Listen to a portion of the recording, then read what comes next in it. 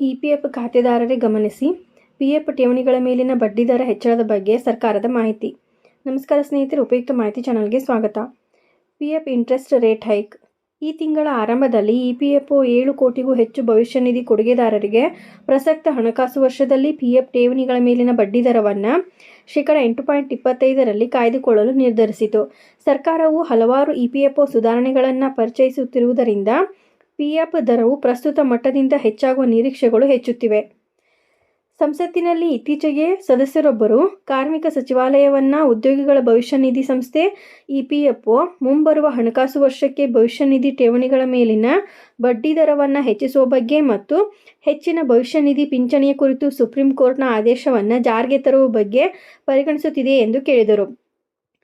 ಈ ಪ್ರಶ್ನೆಗಳಿಗೆ ಉತ್ತರಿಸಿದ ಕಾರ್ಮಿಕ ಮತ್ತು ಉದ್ಯೋಗ ಸಚಿವಾಲಯವು ಲೋಕಸಭೆಯಲ್ಲಿ ಈ ಬಗ್ಗೆ ಮಾಹಿತಿ ನೀಡಿದ್ದು, ಇಪಿಎಫ್ ಯೋಜನೆಯ ಪ್ಯಾರಾಗ್ರಾಫ್ 60ರ ಉಪಪ್ಯಾರಾ 2ರ ಪ್ರಕಾರ ಮಾಸಿಕ ಚಾಲ್ತಿಯಲ್ಲಿರುವ ಬಾಕಿಗಳ ಆಧಾರದ ಮೇಲೆ ಸದಸ್ಯರ ಖಾತೆಗಳಿಗೆ ಬಡ್ಡಿಯನ್ನು ಜಮಾ ಮಾಡಲಾಗುತ್ತದೆ ಮತ್ತು ಪ್ರತಿ ಹಣಕಾಸು ವರ್ಷದ ಕೊನೆಯ ದಿನದಂದು ಬಡ್ಡಿಯನ್ನು ಜಮಾ ಮಾಡಲಾಗುತ್ತದೆ.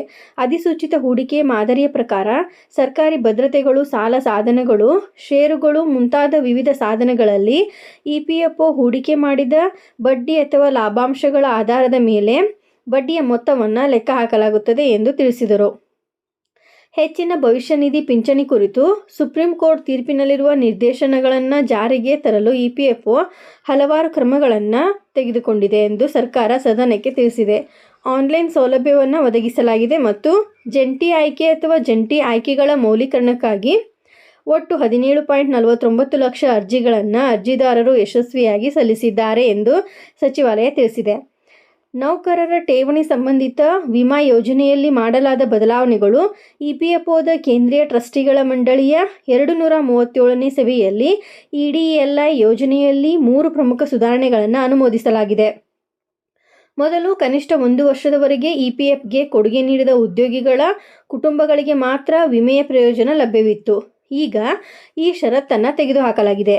ಉದ್ಯೋಗಿಯೊಬ್ಬರು ಸಾವನ್ನಪ್ಪಿದರೆ ಮತ್ತು ಇತ್ತೀಚಿನ ತಿಂಗಳುಗಳಲ್ಲಿ ಇಪಿಎಫ್ಗೆ ಯಾವುದೇ ಕೊಡುಗೆ ಇಲ್ಲದಿದ್ದರೂ ಅವರ ಕುಟುಂಬವು ವಿಮಾ ಪ್ರಯೋಜನಗಳನ್ನು ಪಡೆಯುತ್ತದೆ. ಒಬ್ಬ ಉದ್ಯೋಗಿ ಒಂದು ಸಂಸ್ಥೆಯಿಂದ ಇನ್ನೊಂದು ಸಂಸ್ಥೆಗೆ ಸ್ಥಳಾಂತರಗೊಂಡು ನಡುವೆ ಸ್ವಲ್ಪ ಅಂತರವಿದ್ದರೆ ಆ ಅವಧಿಯನ್ನು ನಿರಂತರ ಸೇವೆ ಎಂದು ಪರಿಗಣಿಸಲಾಗುತ್ತದೆ. ಇದು ವಿಮಾ ಕ್ಲೈಮ್ನಲ್ಲಿ ಯಾವುದೇ ಸಮಸ್ಯೆಯನ್ನು ಉಂಟಾಗುವುದಿಲ್ಲ.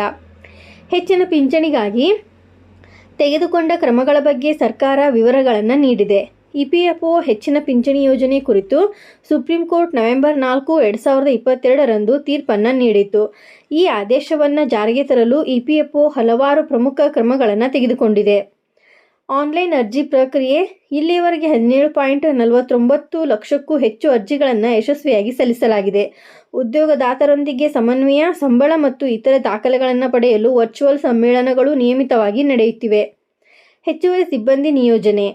ಪಿಂಚಣಿ ಪ್ರಕರಣಗಳನ್ನು ತ್ವರಿತವಾಗಿ ವಿಲೇವಾರಿ ಮಾಡಲು ಪ್ರಾದೇಶಿಕ ಕಚೇರಿಗಳಲ್ಲಿ ಹೆಚ್ಚುವರಿ ಸಿಬ್ಬಂದಿಯನ್ನು ನಿಯೋಜಿಸಲಾಗಿದೆ. ಸಹಾಯವಾಣಿ ಸೌಲಭ್ಯ. ಉದ್ಯೋಗಿಗಳು ಮತ್ತು ಉದ್ಯೋಗದಾತರಿಗೆ ಸಹಾಯ ಮಾಡಲು ಪ್ರತಿ ಇಪಿಎಫ್ಒ ಕ್ಷೇತ್ರ ಕಚೇರಿಯಲ್ಲಿ ಸಹಾಯವಾಣಿಗಳನ್ನು ಸ್ಥಾಪಿಸಲಾಗಿದೆ. ಗಡುವು ವಿಸ್ತರಣೆ. ಉದ್ಯೋಗದಾತರು ಸಂಬಳದ ವಿವರಗಳನ್ನು ಸಲ್ಲಿಸುವ ಗಡುವನ್ನು ಹಲವು ಬಾರಿ ವಿಸ್ತರಿಸಲಾಗಿತ್ತು ಮತ್ತು ಈಗ ಕೊನೆಯ ಅವಕಾಶವನ್ನು 31 ಜನವರಿ 2025ರವರೆಗೆ ನೀಡಲಾಗಿತ್ತು.